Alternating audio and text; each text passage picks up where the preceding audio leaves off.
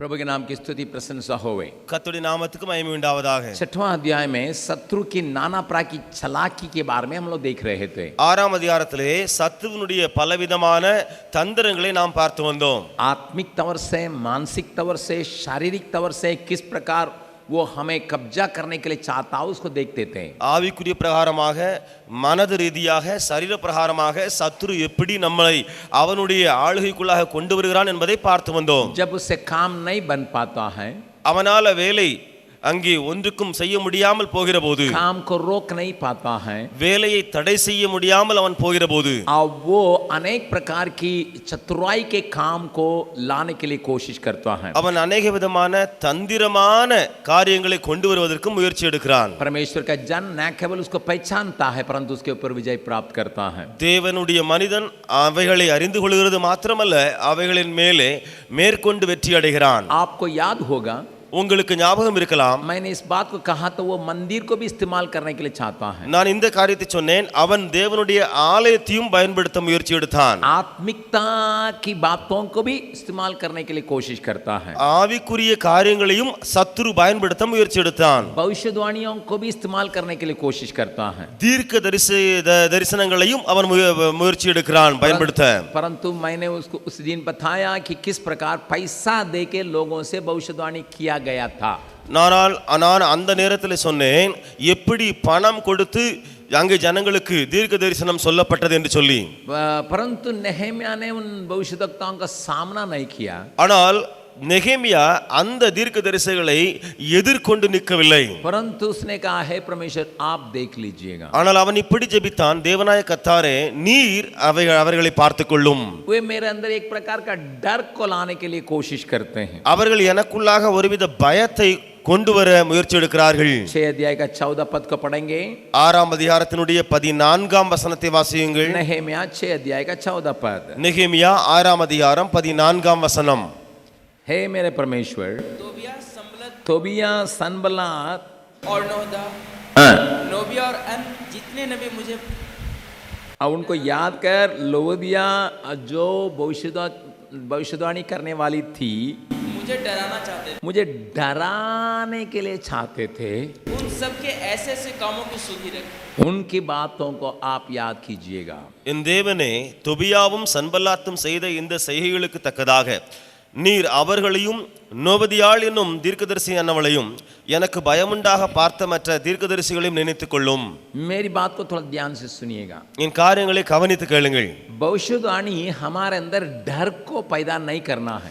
தீர்க்க தரிசனமானது நமக்குள்ளே பயத்தை உருவாக்க கூடாது. हमारे अंदर निरुत्तर करने के लिए भविष्यवाणी का परमेश्वर इस्तेमाल करता है।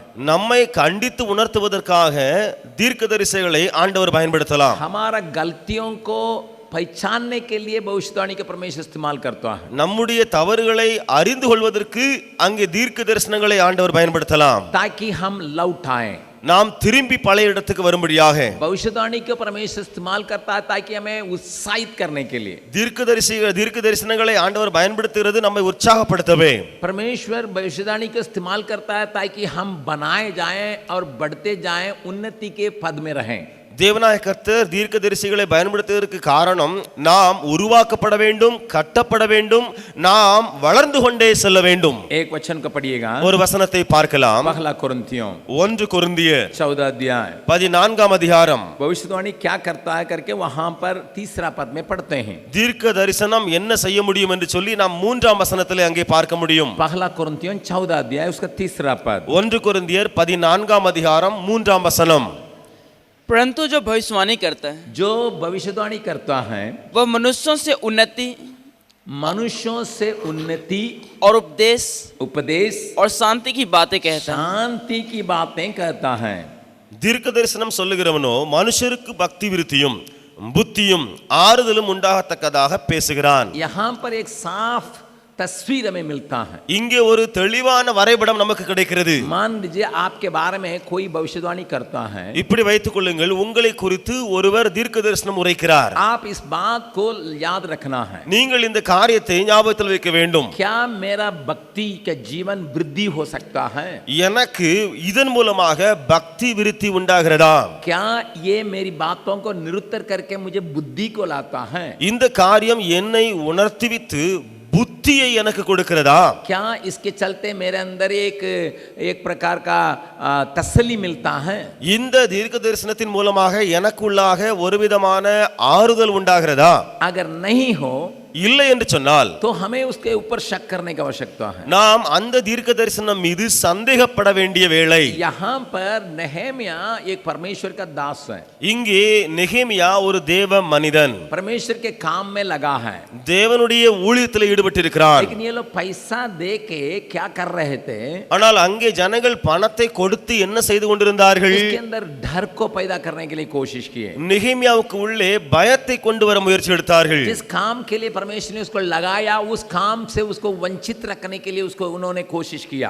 எந்த வேலைக்காக தேவனாய கர்த்தர் நெகேமியாவை நியமித்தாரோ அந்த வேலையிலிருந்து முழுவதுமாக தள்ளி விடுவதற்காக ஜனங்கள் முயற்சி எடுத்தார்கள். इस बात को हमेशा हम याद रखना है। இந்த காரியத்தை எப்பொழுதுமே நாம் ஞாபகத்தில் கொள்ள வேண்டும். नहम्या उसको कैसा पहचाना यह गलत भविष्यवाणी है? நெகேமியா அந்த தீர்க்கதரிசிகள் மூலமாக உரைக்கப்பட்டது தவறானது என்று சொல்லி எப்படி அறிந்து கொண்டான்?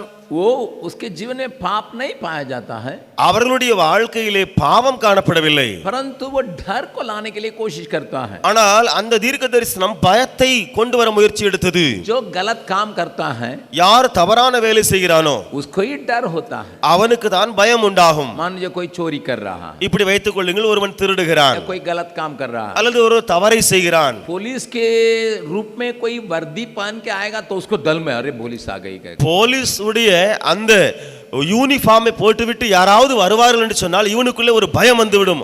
போலீஸ் வந்து விட்டார். चाहे वो पुलिस है नहीं है कोई बात नहीं, लेकिन पुलिस की वर्दी पहन के कोई आ जाएगा और बाप रे आ गया हम चोरी कर रहे थे करके। ஒருவேளை போலீஸ்காரருடைய உடை அணிந்து வந்தால் ஒருவேளை போலீஸ் இல்லாமல் இருக்கலாம், இவனுக்குள்ளே ஒரு பயம், நான் தவறு செய்து விட்டேனே என்று சொல்லி ஒரு பயம் வரும். लेकिन जो गलती नहीं करता है, ஆனால் தவறு செய்யாதவன், मान लीजिए सब इंस्पेक्टर भी चले आए उसको डर नहीं, ஒருவேளை சப் இன்ஸ்பெக்டர் வந்தாலும் கூட இவனுக்கு பயமே இருக்காது. यहाँ पर नहम्या उस बात को जानता है। இங்கே நெகேமியா அந்த காரியத்தை அறிந்திருக்கிறான். परमेश्वर ने मुझे सहायता किया, தேவன் எனக்கு உதவி செய்தார், मुझे साथ दिया, எனக்கு ஒத்துழைத்தார், लोग मेरे साथ जुटे, ஜனங்கள் என்னோடு கூட இருந்தார்கள். हम काम अपने लिए नहीं कर रहे हैं, நான் வேலை எனக்காக செய்யவில்லை, मैं लोगों के लिए कर रहा हूं, நான் ஜனங்களுக்காக செய்கிறேன். इसके पीछे मेरे लिए कोई इंटरेस्ट कोई मेरे अपने अपस्वार्थीपन के लिए कोई जगह नहीं, இதற்கு பின்னதாக சுய லாபத்திற்கு எனக்கு ஒன்றுமே கிடையாது. मैं अपने लाभ के लिए कुछ नहीं करता हूं, என்னுடைய சொந்த லாபத்துக்கு இந்த வேலையை செய்யல, मैं अपने खुद पैसा का खर्चा करके इस काम कराता हूं, நான் என்னுடைய சொந்த பணத்தை செலவழித்து இந்த வேலையை செய்து கொண்டிருக்கிறேன். किसी के द्वारा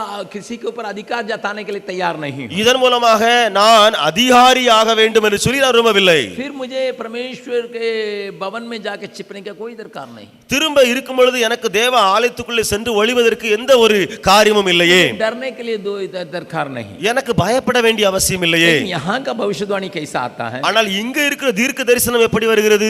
डर को पैदा करने के लिए। பயமுறுத்துகிற ஒரு தீர்க்க தரிசனம். हम हमेशा अपने जीवन को साफ रखेंगे, நாம் எப்பொழுதும் நம்முடைய வாழ்க்கையை சுத்தமாக வைத்துக் கொள்வோம், हमारा विचारधारा साफ रहेगा, நம்முடைய எண்ணங்கள் சுத்தமாக இருக்கும், हमारा भीतरीय भावनाएं सही रहेगा, நமக்குள்ளே இருக்கிற ஒரு உணர்வு பாவனைகள் சரியாக இருக்க வேண்டும். कितना भी भारी भविष्यवाणी आएगी, எவ்வளவு ஒரு பயங்கரமான தீர்க்க தரிசனம் வந்தாலும் हमें डरने का कोई दरकार नहीं। நாம் ஒருபோதும் பயப்பட வேண்டியதில்லை. मैं आपको एक घटना बतलाने के लिए चाहता நான் ஒரு சம்பவத்தை உங்களுக்கு சொல்லட்டும். हूं मेरे जीवन से।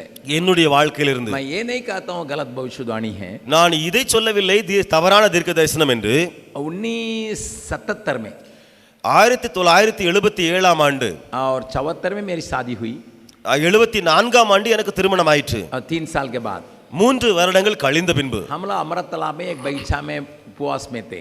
நாங்கள் அமரத்தலாவிலே அங்கே ஒரு தோட்டத்திலே உபவாசத்தில் இருந்தோம். हम लोग सब लोग थे, நாங்கள் எல்லோரும் जितने सेवक அந்த நேரத்தில் இருந்த ஊழியர்கள் எல்லாம் அங்கே கூடி வந்தோம். चेन्नई से कुछ लोग आए थे, சென்னையிலிருந்து சிலர் வந்தார்கள். उसमें एक आदमी एक पक्का भविष्यवक्ता था, அதிலே வந்தவர்களிலே ஒருவர் ஒரு சரியான தீர்க்கதரிசியா இருந்தார்.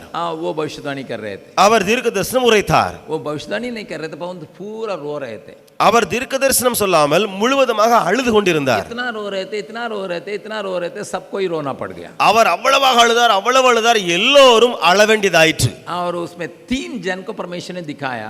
அங்கே 3 பேரை ஆண்டவர் அந்த இடத்திலே காண்பித்தார். 1977 अगस्टिन जबकुमार के लिए अंतिम साल है. 1977 ஆண்டு அகஸ்டின் ஜெபக்குமாருக்கு கடைசி வருடமாயிருக்கும். मर जाएंगे. செத்து விடுவார். रूपा उस समय हमारे पास गो फोर्थ भी नहीं था. அந்த நாளிலே எங்களுக்கு கோ ஃபோர்த்தும் இல்லாமல் இருந்தான். कोई बच्चा नहीं है. ஒரு பிள்ளையும் இல்லை எங்களுக்கு அப்பொழுது. जब इस भविष्यवाणी की सुनी थी, रूपा बेहोश होके गिर गई. என்னுடைய மனைவி ரூபாக்கா அந்த தீர்க்கதரிசனத்தை கேட்டு அப்படியே மயங்கி கீழே விழுந்துட்டாங்க. उसको उठा के अगले कमरा में रखा गया. அவர்களை தூக்கி அடுத்த ரூம்ல கொண்டு போட்டாங்க. लगभग हम लोग 30 लोग थे. நாங்கள் கிட்டத்தட்ட 30 பேர் இருந்தோம். सब कोई रो रहे थे. எல்லோரும் அழுதாங்க. केवल मैं ही हंस रहा था. நான் மாத்திரம் தான் சிரித்துக் கொண்டிருந்தேன். जो मरने के लिए तैयार किया गया वही हंस रहा, लेकिन बाकी लोग सब रो रहे. சாவதற்கு அங்கே ஆயத்தமாக்கப்பட்டவன் சிரித்துக் கொண்டிருக்கிறான், எல்லோரும் அழுது கொண்டிருக்கிறார்கள். 3 दिन रोते रहे. 3 நாட்கள் அழுது கொண்டே இருந்தார்கள். लोग रोए रोए रोए, इतना रोए, फूट फूट के रोए. எல்லோரும் அழுதாங்க, புலம்பி புலம்பி புலம்பி அழுத ஆரம்பித்தாங்க. तीसरा दिन कोई आके हमसे पूछ रहा था, 3ஆம் நாளிலே ஒருவர் வந்து என்னிடத்துல கேட்டாரு, आपको डर नहीं लगता? உங்களுக்கு பயமே இல்லையோ? मैंने कहा मेरा काम बिहार में पूरा नहीं हुआ, इसलिए मरूंगा नहीं. நான் சொன்னேன், என்னுடைய வேலை பீகார்ல முழுமையடையல, நான் சாக மாட்டேன். कितनी भी भविष्यवाणी आए मैं मरूंगा नहीं. எவ்வளவு தீர்க்க தரிசனங்கள் வந்தாலும் நான் மரிக்க மாட்டேன். क्योंकि प्रभु आने के समय मुझे दिखाया है. ஏனென்றால் நான் வரும்போது கர்த்தர் எனக்கு காண்பித்தார். बिहार में कुछ काम करने के लिए बताया है. பீகார்ல சில வேலைகள் செய்வதற்கு சொன்னார். प्रभु ने कहा 1000 लोगों को खड़ा करोगे. ஆண்டவர் சொன்னார், ஒரு 1000 பேரை நீ பீகார்ல நிறுத்துவாய். 10,000 लोगों को खड़ा करोगे. 10,000 ஜனங்களை நீ நிறுத்தப் போகிறாய். तो मैं अभी तक कुछ भी नहीं लाया. நான் இதுவரைக்கும் ஆண்டவரிடத்தில் ஒருவரையும் கொண்டு வரவில்லை. 10 आदमी को भी ठीक से नहीं लाया. 10 பேரை கூட சரியா ஆண்டவருடைய சமூகத்தில் கொண்டு வரல. मैं 10 बिहार के लोगों को खड़ा नहीं किया हूं. 10 பீகார் ஜனங்களை நான் இன்னும் எழுப்ப செய்யல. प्रभु ने कहा था, ஆண்டவர் சொல்லி இருந்தார், वो बात पूरा किए बिना मैं मरूंगा नहीं. அந்த காரியம் நிறைவேறாத பட்சத்தில் நான் மரிக்க மாட்டேன். तीसरा दिन फिर वे लोग भविष्यवाणी किए. 3ஆம் நாளிலே திரும்ப அவர் தீர்க்கதரிசனம் உரைத்தார். हमारी रोने को सुन के परमेश्वर इनका आयु को बढ़ा दिया. நம்முடைய அழுகையை கேட்டு தேவனாய கர்த்தர் இவருடைய வயதை கூட்டிவிட்டார். बस அவ்வளவுதான். कोई तुम्हारे ऊपर हाथ रख के प्रार्थना करेंगे मर जाओगे आज, घबराना नहीं. யாராவது உங்கள் மேல கரத்தை வைத்து மரித்து விடுவாய் என்று சொன்னால் நீ பயந்து கலங்க வேண்டாம். क्योंकि डराने के लिए परमेश्वर कार्य नहीं करता. ஏனென்றால் பயமுறுத்த ஆண்டவர் கிரியை நடப்பிக்க மாட்டார். प्रभु हमसे बातचीत करने पाए. தேவன் நம்மோடு கூட பேசுவாராக. उस बात को नेहमिया पहचानता है. அந்த காரியத்தை நெகேமியா அறிந்திருக்கிறான். पढ़िएगा 6 अध्याय के 15वां पद में. இப்பொழுது 6ஆம் அதிகாரத்தினுடைய 15ஆம் वचனத்திலே பார்க்கலாம். एलुल महीने के 25वें दिन को, अर्थात 52 दिन के भीतर, 52 दिन के अंदर वहां सहरपना बना के पूरा हो चुका. அப்படி அலங்கமானது 52 நாளுக்குள்ளே கட்டப்பட்டு. मेरी बात को थोड़ा ध्यान से सुनिए. என் காரியங்களை கவனித்து கேளுங்கள். यहाँ अभी पूरा सहरपना का काम पूरा होने के बावजूद भी खतरा नहीं हटा है. இங்கே முழு அலங்கத்தினுடைய வேலைகள் நிறைவேறின போதும் ஆபத்து நீங்கவில்லை. अगर आप आगे बढ़ेंगे, நீங்கள் இன்னும் தொடர்ந்து வாசித்தால், तो वहां एक और चालाक की बात को शत्रु कर रहा. அங்கு இன்னும் ஒரு சூழ்ச்சியான ஒரு காரியத்தை சத்துரு செய்கிறான். जरूर वे चुप हो गए. அங்கே அவர்கள் எல்லாரும் அமைதலாகி விட்டார்கள். जरूर वे इनके काम सफल नहीं हुआ इसलिए वे खामोश हो गए. அந்த சத்துருக்களுடைய வேலைகள் நிறைவேற முடியவில்லை, அதனாலே அவர்கள் முழுவதும் அமைதியாகி விட்டார்கள். लेकिन 17, 18, 19 पद को अगर पढ़ते हैं, ஆனால் நீங்கள் 17, 18, 19ஆம் வசனங்களை வாசித்தால், वहां पर भीतरे भीतर ये खतरा हो रहा है. அங்கே உள்ளேயே ஒரு ஆபத்து உண்டாகிறது. पढ़िएगा 17, 18, 19 पद को. வாசியுங்கள் 17, 18, 19 वचनங்களை. उन दिनों में भी यहूदी रईसों और तोबिया के बीच चिट्ठी बहुत आया जाया करती थी, क्योंकि वह आरा के पुत्र सकम्या का दामाद था, और उसके पुत्र योहानान ने ब्रेकिया के पुत्र मसुल्लाम की बेटी से विवाह कर लिया था. इस कारण बहुत से यहूदी उसका पक्ष करने की शपथ खाए हुए थे। वे मेरे सुनते उसके भले कामों की चर्चा किया करते और मेरी बातों में उसको सुनाया करते थे। तोबिया मुझे डराने के लिए चिट्ठियां भेजा करता था। यहाँ पर थोबिया जो सनबलात के दोस्त है, जो इस काम को विरोध करता था, उनके साथ ऊंचे स्तर में लगने वालों का थोड़ा संबंध है।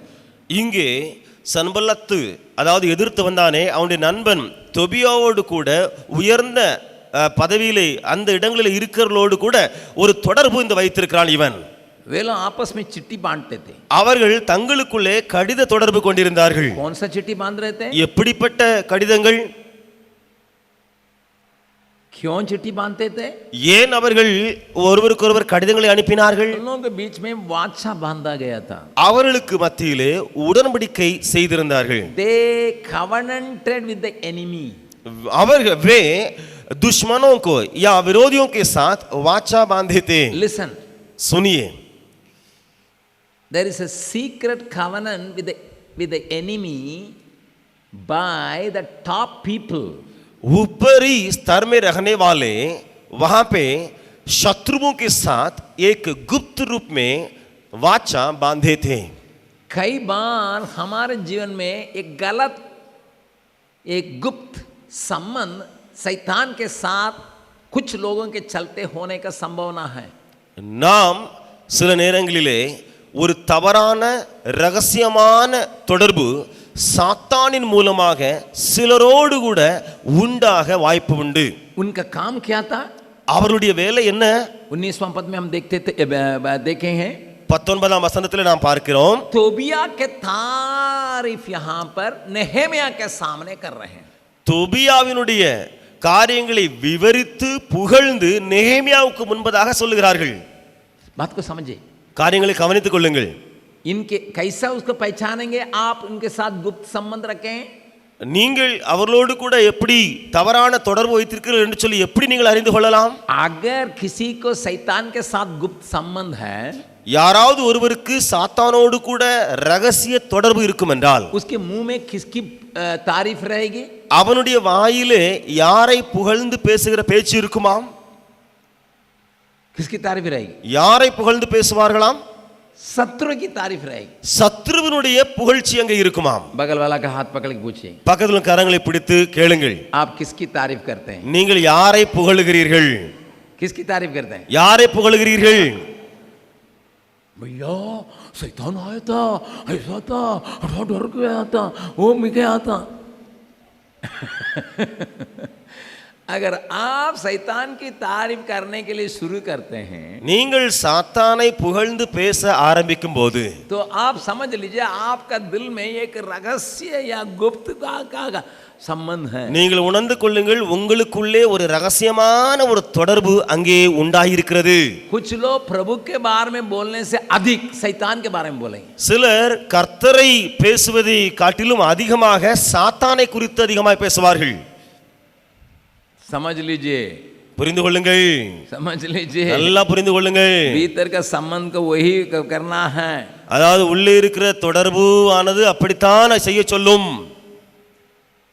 इस बात में कभी कभी शैतान किसी को इस्तेमाल करने के लिए तैयार हो जाता है. இந்த காரியத்திலே சில நேரத்திலே சாத்தான் யாரையாவது பயன்படுத்த முயற்சி எடுக்கிறான்.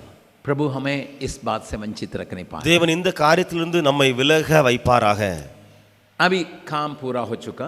இப்பொழுது வேலை முழுமையாய் நடைபெற்று விட்டது. मैंने कहा था जरूर सहरपना बनाई गई है. நான் சொன்னேன் அலங்கம் கண்டிப்பாக அங்க முடிக்கப்பட்டு விட்டது. लोग सुरक्षित हैं, ஜனங்களும் பாதுகாப்பாக இருக்கிறார்கள். तो भी खतरा हटा नहीं है. ஆனாலும் ஆபத்து நீங்கவில்லை. दरवाजा को बंद करके रखना जरूरी है. கதவை சாத்தி அல்லது பூட்டி வைக்க வேண்டியது தேவைதான். दिन में दरवाजा खुला रखा जाएगा, रात में बंद करना है. பகலிலே கதவு திறக்கப்பட்டிருக்க வேண்டும், இரவிலே பூட்டி இருக்க வேண்டும். ताकि गलत व्यक्ति रात में घुसने का संभावना है. அப்படி இருந்தால் அங்கே ஏனென்று சொன்னால் தவறான மனிதர்கள் இரவிலே நுழைந்து விட வாய்ப்புகள் உண்டு. 12 घंटा सुरक्षित है, लेकिन 12 घंटा खतरा है. 12 மணி நேரங்கள் பாதுகாப்பா இருக்கின்றன, ஆனால் 12 மணி நேரங்கள் அங்கே ஆபத்தும் இருக்கிறது. बगल वाला का हाथ पकड़ के बोलिएगा, பக்கத்தில் உள்ள கரங்களை பிடித்து சொல்லுங்கள். दिन में सुरक्षा है, பகலிலே பாதுகாப்பு இருக்கிறது, रात में खतरा है, இரவிலே ஆபத்து இருக்கிறது. इसलिए ஆகையால் रात में भी இரவிலேயும் கூட अपने को உங்களை सुरक्षा रखना பாதுகாப்பா வைக்க வேண்டியது जरूरी है. கண்டிப்பான தேவையா இருக்கிறது. प्रभु यीशु ने कहा, இயேசு கிறிஸ்து என்ன சொன்னார்? क्या पढ़ेंगे? வாசிக்கலாம். मत्ती रचित सुसमाचार மத்தேயு எழுதின சுவிசேஷம் 13वां अध्याय, 13ஆம் அதிகாரம். मत्ती रचित सुसमाचार மத்தேயு எழுதின சுவிசேஷம் 13वां अध्याय में प्रभु यीशु ने इस बात को कहा. 13ஆம் அதிகாரத்தில் இயேசு கிறிஸ்து இந்த காரியத்தை சொன்னார். 24 पद से लेकर पढ़िएगा, 24ஆம் வசனத்திலிருந்து வாசியுங்கள், 26 तक. 26 வரை. यीशु ने एक और दृष्टांत दिया, एक और दृष्टांत दिया, स्वर्ग का राज उस मनुष्य के समान है स्वर्ग का राज उस मनुष्य का समान है जिसने अपने खेत में अच्छा बीज बोया, जो अपने खेत में अच्छा बीज बोया. पर जब लोग सो रहे थे जब लोग सोते थे तो उसका शत्रु आकर उसके शत्रु आकर गेहूं के बीच जंगली बीज बोकर चला गया जंगली बीज को बो के चला गया. जब अंगूर निकला और बालें लगी हाँ, तो जंगली दाने के पौधे भी दिखाई दिए. जंगली पौधे की बांध भी दिखाई पड़ी. வேறொரு உவமையை அவர்களுக்கு சொன்னார். பரலோக ராஜ்யம் தன் நிலத்தில் நல்ல விதையை விதைத்த மனுஷனுக்கு ஒப்பாயிருக்கிறது. மனுஷன் நித்திரை பண்ணுகையில் அவனுடைய சத்துரு வந்து கோதுமைக்குள் களைகளை வேர்த்து விட்டு போனான். பயிரானது வளர்ந்து கதிர்விட்ட போது களைகளும் காணப்பட்டது. कब शत्रु आता है? எப்பொழுது சத்துரு வருகிறானாம்? बोलिए. சொல்லுங்க. जब सोते हैं. நாம் நித்திரை பண்ணும்போது. मान लीजिए मन भी एक ऐसा है, एक शहर के जैसा है. அதாவது மனது இருக்கிறதே அதுவும் ஒரு பட்டணத்தை போன்றது. अगर इसकी दरवाजा का आप बंद नहीं रखेंगे रात में, இந்த பட்டணமானது இந்த மனதினுடைய கதவை நீங்கள் இரவிலே பூட்டி வைக்கவில்லை என்றால் कौन आएगा? யார் வருவாராம்? कौन आएगा? யார் வருவானாம்? शत्रु आएगा. சத்துரு வருவான். क्या डालेगा? அவன் என்ன போடுவானாம்?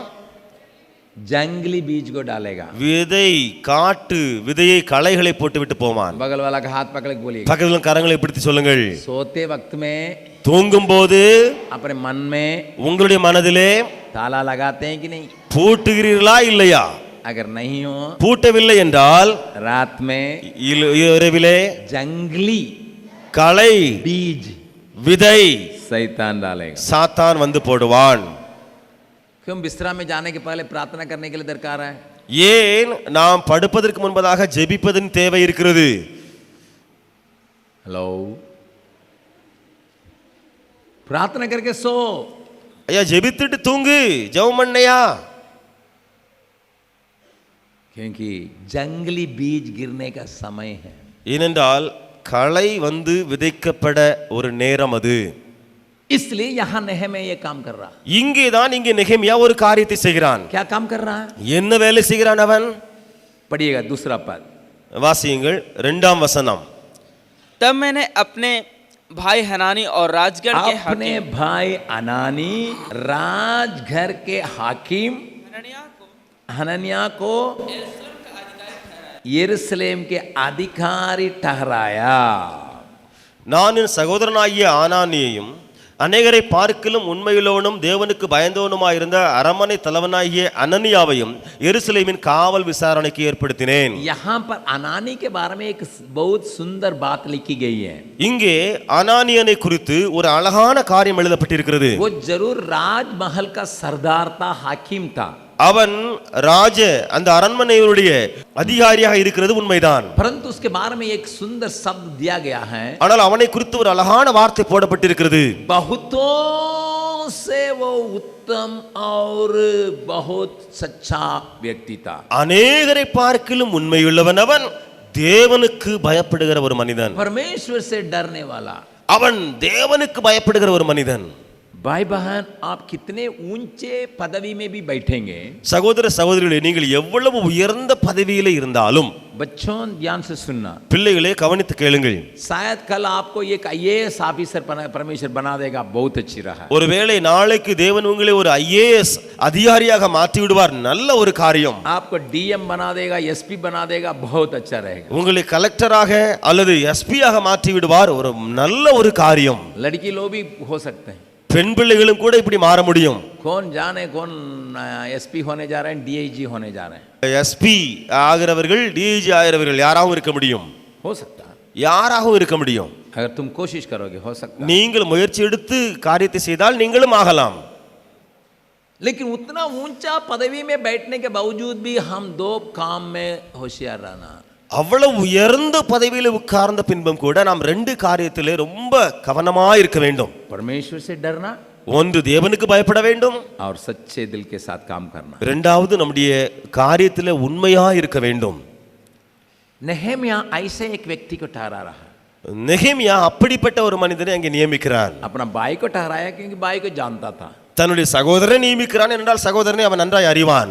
मेरा कहने का मतलब भाई भी उसी प्रकार का आदमी है, என்னுடைய சொல்லுண்டிய அர்த்தம் என்ன, சகோதரனும் அப்படிப்பட்ட ஒரு மனிதனாய் இருந்தான், जिसके ऊपर भरोसा रख सकते हैं। இவன் மேலே நம்பிக்கை வைக்க முடியுமோ. तीसरा पद में कहता है, மூன்றாம் வசனத்துல சொல்லுகிறான், सुनिए सुनिएगा, கேளும் கேளும், शाम को आप लोग खड़े होके ताला लगा के जाना है।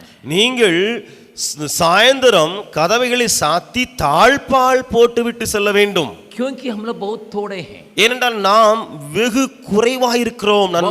विशाल जगह में बहुत कम लोग हैं, விசாலமான இடத்திலே குறைவான எண்ணிக்கையில் இருக்கிறோம். इसलिए मैं इस काम को आपको सौंप रहा हूँ। ஆகையால் இந்த முக்கிய வேலையை உங்கள் கரத்தில் நான் ஒப்புக் கொடுக்கிறேன். मेरी बात को थोड़ा ध्यान से सुनिएगा। என் காரியங்களை கவனித்து கேளுங்கள். हमारे जीवन में, आत्मिक जीवन में सुरक्षा के लिए लोगों को परमेश्वर खोज रहा है। நம்முடைய ஆவிக்குரிய வாழ்க்கையிலே பாதுகாப்பிற்காக ஜனங்களை ஆண்டவர் தேடுகிறார். आपको परमेश्वर दब्बे इस्तेमाल करता है अन्य लोगों के सुरक्षा के लिए, जब परमेश्वर से आप डरेंगे और सच्चे दिल से काम करेंगे। மற்றவர்களுடைய ஆவிக்குரிய வாழ்க்கைக்கு பாதுகாப்பாய் நீங்கள் இருக்க வேண்டும் என்று சொன்னால் நீங்கள் ஆண்டவர் தேடுகிற உண்மையுள்ள, அப்படியே தேவனுக்கு பயப்படுகிற மனிதனாய் நீங்கள் இருக்க வேண்டும். काइन से प्रभु ने पूछा था, காயினை பார்த்து தேவன் கேட்டார், तेरा भाई कहाँ है? உன் சகோதரன் எங்கே? वो क्या बोला? அவன் சொன்னது என்ன? क्या बोला? அவன் சொன்னது என்ன? थोड़ी मैं सिक्योरिटी हूँ, कोई मैं वॉचमैन करता हूँ, நான் அவனுக்கு காவலாளியா என்ன, நான் அவனுக்கு என்ன வாட்ச்மேனாக வேலை பார்த்துட்டு இருந்தேன். ऐसा नहीं कर सकते, இப்படி நாம் சொல்ல முடியாது, ऐसा नहीं कर सकते। இப்படி நாம் சொல்ல முடியாது. बगल वाला का हाथ पकड़ के बोलना, பக்கத்தில் கரங்களை பிடித்து சொல்லுங்கள், तुम्हारे लिए உனக்காக सुरक्षा देना பாதுகாப்பு கொடுக்க मेरा भी எனக்கும் जिम्मेदारी है। பொறுப்பு இருக்கிறது. अरे बड़े अंकल का काम है, यहाँ इतना हाथा में जितने लोग हैं सबका सुरक्षा करना बड़े अंकल का काम है। அது என்ன, அது பெரிய பண்டிகை இருக்கிறாங்க, அங்கிள் இருக்கிறாங்க, அவங்க தானே எல்லாருக்கும் பாதுகாப்பு கொடுக்கணும். நான் என்னத்தை போய் செய்ய போறேன்? वार्डन अंकल का काम है, இது வார்டன் அங்கிளுடைய வேலை, प्रिंसिपल साहब का काम है। இது பிரின்சிபல் சாஹபுடைய வேலை. नहीं, இல்ல அப்படி அல்ல. कमरा में 4 जन हैं, ஒரு அறைக்குள்ள 4 பேர் இருக்கிறாங்க, सुरक्षा देना किसका काम है? பாதுகாப்பு ஒருவருக்கு ஒருவர் கொடுக்கிறது யாருடைய வேலை? एक दूसरे का सुरक्षा। அதாவது ஒருவருக்கு ஒருவர் பாதுகாப்பா அங்க இருக்கணும். हम काइन के समान नहीं कर सकते हैं, क्या मैं अपना भाई का रक्षा करने वाला हूं? நாம் காயினை போல சொல்ல முடியாது, நான் என் சகோதரனுக்கு என்ன காவலாளியோ? இல்லை. हाँ, ஆம். प्रभु कहता हाँ, तुम रक्षा करने के लिए जिम्मेदारी लेना है। ஆம், நீ மற்றவருடைய பாதுகாப்பிற்கு பொறுப்பாளியா இருக்க வேண்டும்.